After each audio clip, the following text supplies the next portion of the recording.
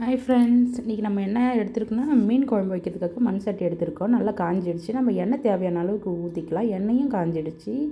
அதுக்கப்புறமா நம்ம வெந்தயம் எடுத்துருக்கோம், அதுவும் பொரிஞ்சிடுச்சு. அதுக்கப்புறமா நான் ஒரு 3 வெங்காயம் பெரிய பெரிய வெங்காயமாக கட் பண்ணி வச்சுருக்கேன். அதுக்கப்புறமா தக்காளியும் கட் பண்ணி வச்சுருக்கேன். பூண்டு கொஞ்சம் தட்டி வச்சுருக்கேன். நம்ம இப்போ வெங்காயம்லாம் போட்டுக்கலாம், பூண்டும் அது மேலே போட்டுக்கலாம். அதுக்கப்புறமா நம்ம ஒரு 2 தக்காளி பெரிய பெரிய தக்காளியாக கட் பண்ணி வச்சுருக்கேன், அதையும் நம்ம சேர்த்துக்கலாம்.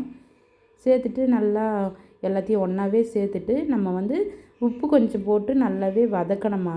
கொஞ்சம் நேரத்துலேயே அது சீக்கிரமாக வதங்கி வந்துடும். இங்கே பாருங்கள், கொஞ்சமாக போட்டுக்கலாம் நம்ம உப்பு. ஏன்னா அப்புறமா நம்ம எல்லாமே குழம்புலாம் கூட்டி வச்சுட்டு பிறகு அதுக்கப்புறம் எவ்வளோ உப்பு கொதிச்சு வர டைமில் நம்ம பார்த்து ஃபைனலாக போட்டுக்கலாம்.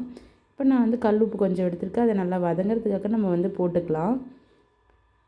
வதங்கி வந்துடும். இந்த சைட் கேப்பில் நம்ம புளி நம்ம தேவையான அளவுக்கு, சில பேர் நிறைய சாப்பிடுவாங்க, இல்லை சில பேர் கம்மியாக சாப்பிடுவாங்க. அதுக்கேற்ற மாதிரியே நம்ம புளி நம்ம கொஞ்சமாக நம்ம தேவையான அளவுக்கு நம்ம ஊற வச்சிடலாம். அப்போ தான் நம்ம குழம்பு ரெடி பண்ணும்போது நமக்கு கரெக்டாக இருக்கும். இங்கே பாருங்கள் எந்த அளவுக்கு திரண்டு வருது பாருங்கள். இன்னும் நல்லா அது வதங்கி வர டைமில் எண்ணெய் பிரியும். இங்கே பாருங்கள், இந்த ஸ்டேஜில் தான் நல்லாவே வந்திருக்கு பாருங்கள். இந்த ஸ்டேஜில் நல்லாவே அந்த மசாலா எல்லாமே நல்லா திரண்டு வந்திருக்கு பாருங்கள். இந்த ஸ்டேஜில் நம்ம மஞ்சப்பொடி நான் ஒரு சின்ன ஸ்பூனில் 1 ஸ்பூன் எடுத்திருக்கேன். அதையும் போட்டு நல்லா கிண்டி விட்டுக்கலாம். நல்லா அந்த பச்சை ஸ்மெல்லாம் போகிற அளவுக்கு நல்லாவே வதங்கி வந்திருக்கு பாருங்கள். அதுக்கப்புறமா நம்ம இது என்ன தேவையோ மசாலா எல்லாத்தையும் நம்ம போட்டுக்கலாம். தேவையான மசாலா அவங்கவுங்களுக்கு காரத்துக்கு ஏற்ற மாதிரி நம்ம போட்டுக்கலாம். நான் ஒரு 2-3 ஸ்பூன் போட்டிருக்கு, 3 ஸ்பூன் போட்டிருக்கு. அதுக்கப்புறமா நம்ம புளி தண்ணி தேவையான அளவுக்கு அரைச்சி வச்சா அந்த புளி தண்ணியும் ஊற்றிக்கலாம். நல்லா அது எல்லாத்தையும் ஒன்றா மிக்ஸ் பண்ணிடலாம். இங்கே பாருங்கள், இந்த அளவுக்கு நம்ம மிக்ஸ் பண்ணி எடுத்துக்கலாம். தண்ணி நமக்கு தேவையான அளவுக்கே ஊற்றிக்கலாம். இங்கே பாருங்கள், நான் ஒரு பெரிய சொம்பில் ஒரு 2 சொம்பு அளவுக்கு நான் எடுத்து ஊற்றிருக்கேன். இங்கே பாருங்கள், அப்புறமா ரெட் சில்லி நான் மேலே போட்டிருக்கேன்.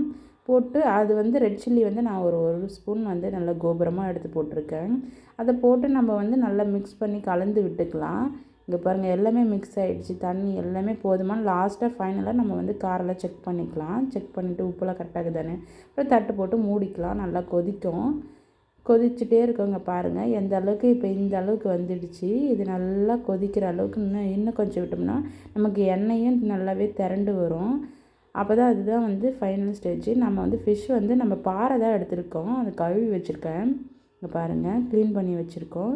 இப்போ இந்த பாறை மீன் இந்த ஸ்டேஜில் இங்கே பாருங்கள் எந்த அளவுக்கு, இந்த ஸ்டேஜில் இப்போ குழம்பு நல்லா திரண்டு வந்துடுச்சு.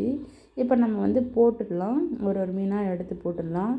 ரொம்ப நல்லாவே இருக்கும். இதில் இது நம்ம எல்லாமே போட்டுட்டு நம்ம சிம்மலில் வச்சு நல்லா கிண்டிட்டு அது ஃபுல்லாக மீன்லாம் நல்லா அந்த குழம்புல முழுங்குற அளவுக்கு நம்ம போட்டுடணும். மேலே அப்படியே வெள்ளையாக தெரிஞ்சிச்சுனாவே வேகாத மாதிரி இருக்கும். அதனால் நம்ம போட்டுட்டு எல்லாமே நம்ம எது யூஸ் பண்ணுறோமோ, கரண்டியோ இல்லை ஏதோ அந்த வச்சு நம்ம நல்லா அமுத்தி விட்டுட்டு சிம்மலில் வச்சு ஒரு தட்டு போட்டு மூடிடலாம். இது கொஞ்ச நேரம் வரைக்கும் வந்துச்சுனாவே நமக்கு நல்லாவே, இங்கே பாருங்கள் இந்த ஸ்டேஜில் நமக்கு நல்லாவே தெரியும். இதுதான் ஃபைனல் ஸ்டேஜ். இங்கே பாருங்கள், நம்ம கொத்தமல்லி எடுத்துருக்கோம், கட் பண்ணி போட்டுக்கலாம். கட் பண்ணி போட்டுட்டு அதையும் உள்ளே நம்ம ஒரு ஏதாவது ஒரு அது நம்ம எது யூஸ் பண்ணுவோமோ கரண்டி, அது நம்ம போட்டு எல்லாமே இது பண்ணிக்கலாம். இது உங்களுக்கு நீங்கள் சட்டியில் கை வச்சு இப்படி குலுக்கி விட்டாவே கரெக்டாக இருக்கும். உங்கள் பிடிச்சதை ஷேர் பண்ணுங்க. Thank you friends.